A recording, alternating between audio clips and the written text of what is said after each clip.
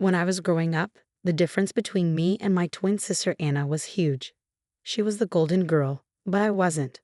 Our dad was a serious university professor who cared a lot about his books and lectures. Our mom loved taking care of our home and us, and she really wanted us to be just like her. At home, it often felt like I was in a never-ending critique session. My parents had a clear idea of what the perfect family should be, and it didn't include a daughter like me, who liked band t-shirts and being alone. "Eliza, why can't you be more like your sister?" my mom would often say, especially when I wore headphones to breakfast to block out the world. Anna, on the other hand, always seemed to do everything right and got all the praise. One Saturday, we were getting ready for one of my dad's boring faculty parties, which we had to go to. I decided to rebel a bit by wearing dark eyeliner and boots that definitely didn't fit my mom's idea of what I should wear. "You're not going out like that, are you?" my mom said when she saw me on the stairs, looking at my boots like they were covered in mud. I shrugged, my usual defense. "Don't see why not," I replied casually. My mom sighed, a long, disappointed sigh that made it clear I was the biggest letdown in her perfectly ordered world. "Please, Eliza, just this once, can't you try to fit in?" she pleaded. "What for?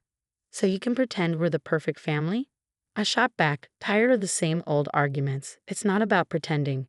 It's about showing respect for your father," she argued, her voice sharp and serious.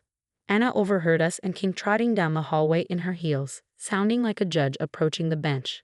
"Mom's right, Liz. It's not that hard to look decent. Why do you always have to make things difficult?" "Maybe I don't want to be a clone of you, Anna," I snapped, feeling my face flush with frustration. I hated these arguments, hated being compared, but most of all, I hated feeling like the odd one out in my own home. Dad appeared at the bottom of the stairs, his expression serious. "Eliza, go change now. We're leaving in 10 minutes, he said firmly. His tone left no room for argument. He didn't need to yell. The disappointment in his eyes was enough to make me march back to my room. As we drove to the party, the car was silent except for the classical music Dad insisted on playing because it was calming. I stared out the window, watching the trees blur past. In that moment, I promised myself someday I'd live a life where no one could tell me what to wear, how to act, or who to be. Someday, I'd be free from these expectations. My room was the only corner of the house where I could pretend I was somewhere else, anywhere else. Unlike the rest of the house, which was filled with my parents' choices, my room was mine. It wasn't much, just 4 walls covered in sketches and music posters. But my room was my escape from my family's expectations. One evening, as I tried to lose myself in a playlist of my favorite bands, Dad knocked and marched into my room, his face set in a familiar frown. "Eliza, turn that noise down. And why haven't you studied with Anna today? You know you both have exams coming up," he said, his voice stern. I pulled out one earbud and looked up at him, trying to keep my voice steady. "I've been studying, just not with Anna. I learn better on my own." Dad shook his head, clearly not convinced. "You know the rules. Your sister gets good grades, and you should be doing the same. I don't see why you always have to make things difficult." "It's not about making things difficult," I said, my frustration growing. "I just don't see why I have to follow Anna's way of doing everything. Can't I have my own way of studying?" He didn't respond to that, instead shifting his complaint. "And those friends of yours, I saw you with them at the cafe yesterday.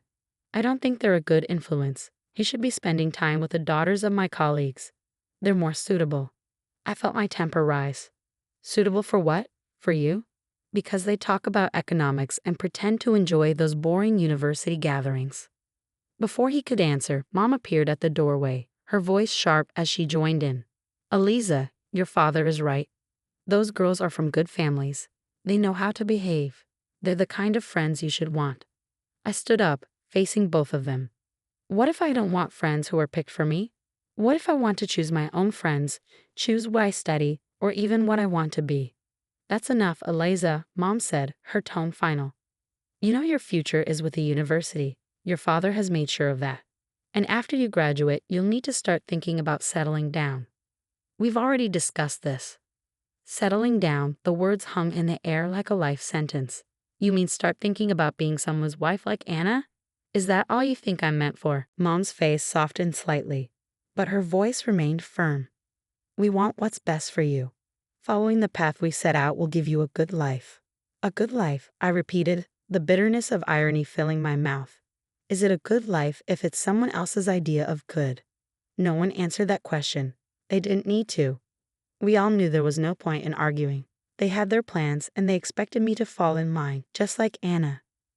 Anna and I were like two sides of the same coin, always together but never on the same page. At university where Dad taught, the differences between us became even more apparent. She was into business management, the golden child, always nodding along in lectures, asking smart questions that made professors appreciate her. Then there was me, stuck in the same program but feeling like I was wearing the shoe on the wrong foot. Awkward, uncomfortable, and just plain wrong. One afternoon, as I trudged through a mountain of textbooks in the library, Anna breezed in, her notes organized, her smile ready. "Hey Liz, you coming to the study group tonight? Professor Hall mentioned he's dropping by. Could be good for us to show face," she said, her tone light but insistent. I glanced up, feeling the weight of her expectations. "No, I don't think so. Those things aren't really my scene, you know." She frowned, placing her books down with a thud that matched her disapproval. "It's not about it being your scene, Liz. It's about making the right impressions. You need to start taking this seriously. We're graduating soon." I shrugged, turning back to my notes. "I am taking it seriously, just not in a way that makes me miserable. Why bother pretending?" "Because, Liz, sometimes you have to play the game to get ahead. You think I like all of this?" She gestured around at her perfectly tabbed textbooks and color-coded notes. "It's not about liking. It's about doing what's necessary," she said. I shook my head, pushing back my chair with a scrape. "Well, maybe I'm tired of doing what's necessary according to everyone else. Did you ever think of that?" Her voice softened, but her eyes were steel. "Liz, I'm just trying to look out for you. Dad's not going to be around to sort things out forever. What are you going to do if you keep alienating everyone? Maybe I'll figure it out on my own. Maybe I don't need to follow Dad's roadmap or yours." I shot back, feeling a surge of defiance. Anna sighed, her frustration clear. "You're so stubborn. Just try, okay. For me, if not for yourself. Show up tonight, talk to Professor Hall. It won't kill you."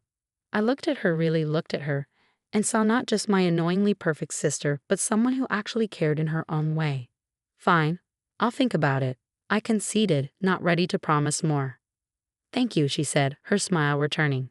"It's not that bad, you know. You might even like it if you gave it a chance." "Doubt it," I muttered, but I knew I'd lost this round. For Anna, I'd show up, sit through another boring discussion, and nod at the right times.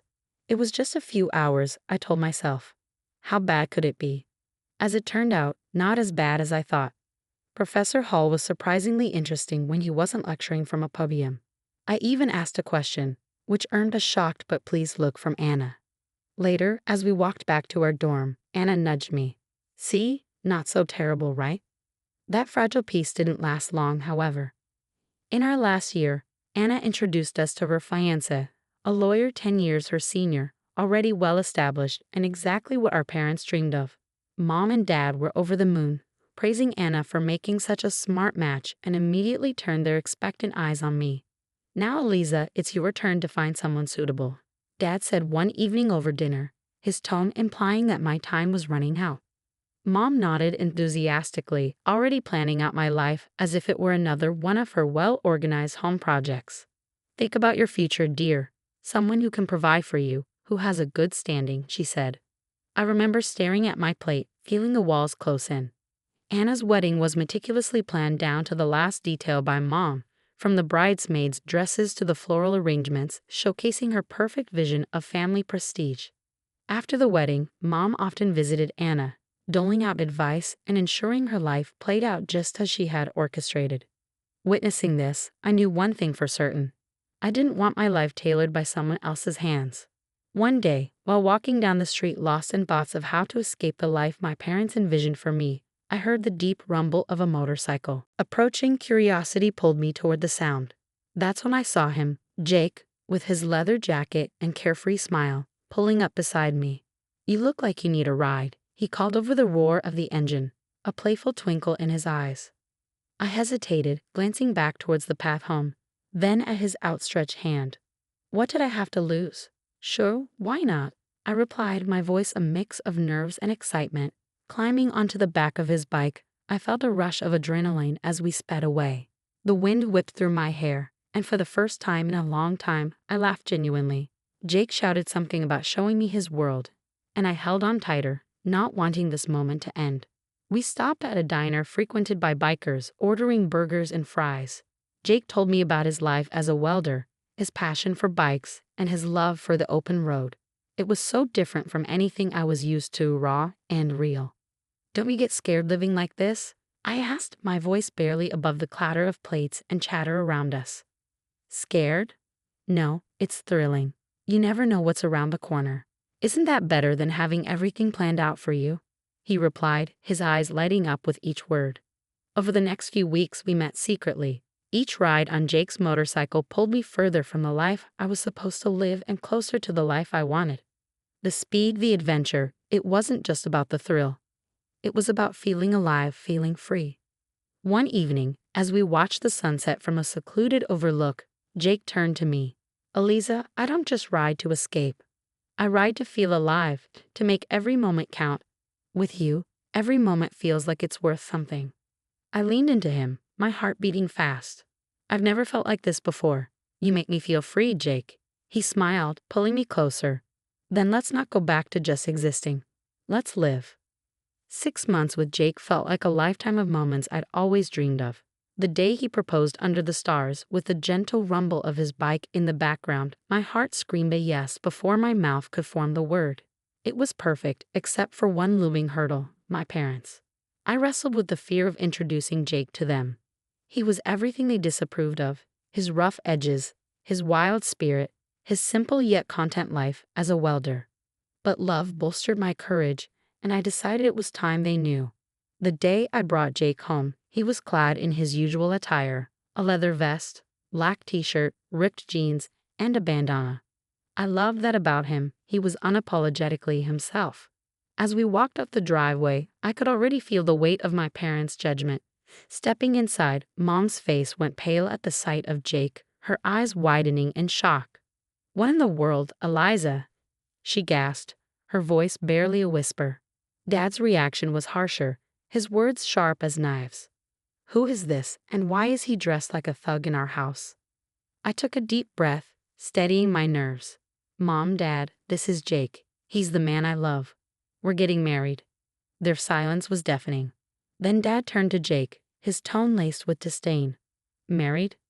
What do you do for a living, young man? What are your qualifications?" Jake, bless him, didn't waver. "I'm a welder. I took some specialized courses after high school. I work hard and make an honest living." The look on my parents' faces was a mix of horror and disbelief. "A welder, Eliza? You can't be serious," Mom said, her voice trembling. Dad's anger flared. "You expect us to give our blessing to this? To throw away your future for a welder?" I felt my resolve harden. "Yes, because he makes me happy. Isn't that what should matter?" "But the life you'll lead," Mom started, her voice faltering. "Will be the life I choose," I shot back, my own voice gaining strength. Dad shook his head, his decision clear. "We cannot and will not support this. If you choose him, don't expect to be a part of this family." The finality in his tone broke my heart, but not my decision. Jake squeezed my hand, giving me the strength to face them. "Then I choose Jake. I choose us. I choose my happiness." Mom's eyes filled with tears, and Dad's jaw clenched tight. "If you walk out with him, don't bother coming back," Dad said, his voice cold. Walking away from my parents' house with Jake, my heart was a mess of emotions: pain, relief, excitement, and fear all mixed into one. The night air felt different, like each breath I took was a step further into a new life. We rode in silence for a while, the only sound, the steady roar of the motorcycle beneath us, filled the air as we finally stopped at a small diner on the outskirts of town. Jake turned to me, his face serious. "Are you sure about this, Eliza? I mean really sure. There's no going back after tonight," he said, his eyes searching mine for any hint of doubt. I nodded, squeezing his hand tightly. "I've never been more sure of anything. Being with you feels right. It feels like what I'm supposed to do." He smiled that reckless, charming smile that had won me over the first day we met. "All right then, let's do it. Let's start our life together." Inside the diner, we found a quiet booth in the corner. The waitress brought over 2 coffees without asking, and we sat there planning our next steps. "So what's first?" I asked, stirring cream into my coffee, watching it swirl and blend. "We'll need to find a place to stay, at least for a while. Then maybe look for jobs. I have some buddies who can help us get started," Jake replied, his tone practical but optimistic. "It's going to be tough, isn't it?" I said, more a statement than a question. The reality of what we were doing was beginning to sink in. Jake reached across the table, his hand covering mine. "It might be, but we'll handle it together. Tough is nothing new for either of us, right?" I couldn't help but laugh, a short, sharp burst of genuine amusement. Right, together. We spent hours in that diner talking and planning. Every so often, Jake would throw out an idea that sounded so wild, so free, that it made my heart jump. "And maybe one day we'll save enough to take that road trip across the country. Just you, me, and the open road," he said. "I like that," I replied, allowing myself to dream bigger than I had ever dared. Riding back into the city, we began our search. The next weeks were a blur of activity. We found a small apartment on the edge of town, nothing fancy, but it was ours. Jake found work at a local garage, and I picked up shifts at a nearby diner. Life was hard, but it was ours. We made do with what we had, and every night when we came home to each other, it felt like we had everything. Months later, we decided it was time to make it official and got married in a small, intimate ceremony. I held on to a sliver of hope that my family would show up, that they would see how happy I was and let go of their prejudices. But the chairs reserved for them remained empty, and no congratulatory messages came. Despite the sting of their absence, the day was perfect because it was ours. Over time, I grew incredibly close to Jake's mom. She welcomed me with open arms, calling me her daughter and filling in the gaps left by my own family. Her warmth and acceptance healed some of the wounds left by my parents' rejection. Things were finally looking up for Jake and me. After he completed additional diving training and became a certified underwater welder, his income shot up to $150,000 a year. That change made a world of difference.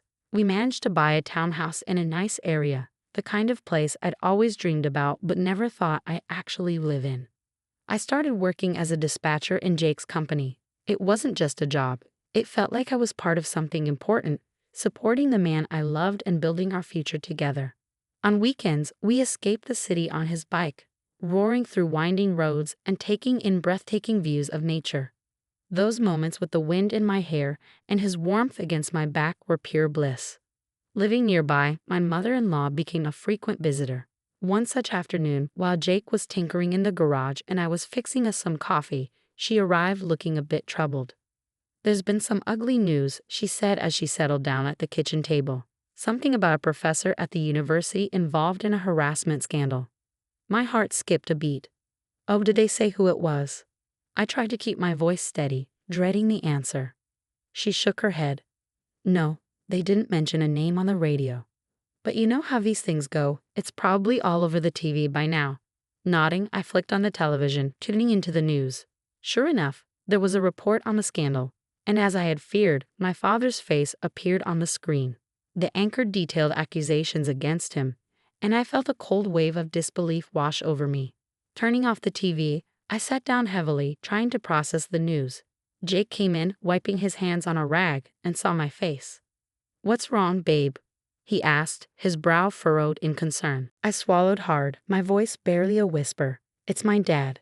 He's been accused of harassing a student." Jake's expression hardened for a moment before he came over and took my hand. "I'm sorry, Eliza. That's tough news. How do you want to handle this?" I shook my head, not really sure of anything at the moment. "I don't know. I mean, what can I even do? It's not like we're close anymore." He squeezed my hand, understanding. "Whatever you need, I'm here for you. We don't have to figure it all out right now." I decided to wait and see how things unfolded before making any moves. Whatever decision I made, I knew I'd have Jake by my side, and that was the reassurance I needed to face whatever came next. Life had been peaceful until that unexpected afternoon at work when a familiar car pulled into the parking lot. I hadn't seen my parents in a long while, and the sight of them stirred up a mix of emotions I thought I had put to rest. Both of them looked dramatically changed. The scandal had taken its toll. Mom had lost a lot of weight and looked years older, while Dad appeared broken, a shadow of the stern man he once was. My mother spotted me and rushed over, arms open as if nothing had happened, as if years of distance and disapproval could be bridged in an instant. But I couldn't embrace her, not now. Instead, I stepped back and took Jake's hand, looking for strength in his presence. "Eliza, it was so hard to find you," Mom said, her voice cracking with emotion. Dad, ever the gruff one, cut to the chase, his voice harsh and bitter. "I was accused unfairly, you know. I went to your sister's husband for help, but that bloodsucker wanted a fortune. Your sister sided with him, and now they've kicked us out. We need your help." I stared at them, disbelief and anger swirling inside me. "Help? After all these years, you show up and demand help? We have nowhere else to go." Mom's voice was desperate. "They disowned us too. We thought maybe we could stay with you." I almost laughed at the absurdity. "Stay with me? After you disowned me? You made it clear I wasn't your daughter anymore." Dad's face turned red, his old temper flaring up.